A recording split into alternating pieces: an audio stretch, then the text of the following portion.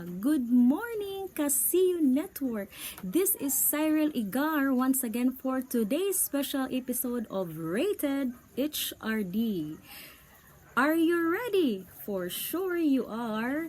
So, we have an employee of a certain company who is saying, is it fair or unfair? Let us hear the details of this special report for today from Miss Jessica Gabi, our very own beautiful reporter, reporting from her home. Good morning, Kasiyo Network. For today's episode, we are here in the home sweet home of our guest. Our guest for today is a certain employee who allegedly resigned from her previous job in one of the top companies here in Cagayan de Oro City. Let us hide her real identity and call her Miss Adeline. Miss Adeline, can you please tell us shortly or briefly what happened in your previous job? I can never forget what happened on October 24, 2006. I got a call from our company's administrative manager and bluntly said to me that I should vacate my table on October 26, and take note that was October 24 that he told me that information, a matter of 2 days only. Of course, it's a natural feeling. I was shocked and trembled and devastated that time. I was off-guarded actually. Upon hearing those statements, I said to myself, am I a worthless, useless, and valueless employee for 11 years working with them? This is the story.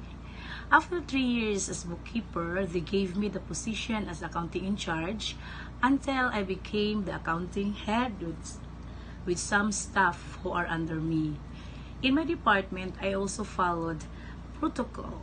I followed a final and approved transaction from my direct superior before disseminating that information.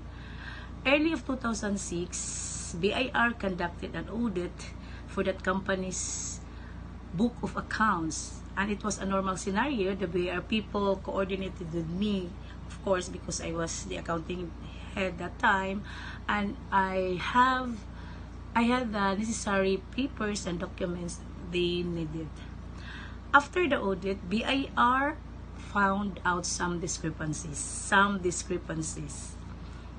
I will not into details about it. I need to talk with my direct superior about this. Of course, he is my direct superior. But I was shocked again. I was so devastated that very moment because my direct superior pinned me down and dragged my name for that discrepancies.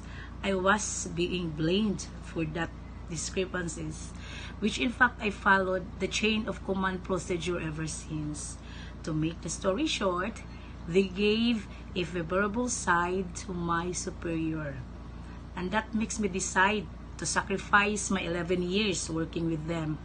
And I don't want any trouble with the daily labor laws. And for me, this is not the end of my career. One of my requests with the company is that before I will resign, they will provide me a certificate of employment reflecting the word with good moral character. Fortunately, they did. This experience gave me countless lessons in my life and in my career field. To be stronger, to face any challenges in my career life, and to handle any concerns or problems in a long run. This experience gives me many lessons. Thank you very much. Kasiyo Network, let us hear more the details after this commercial break.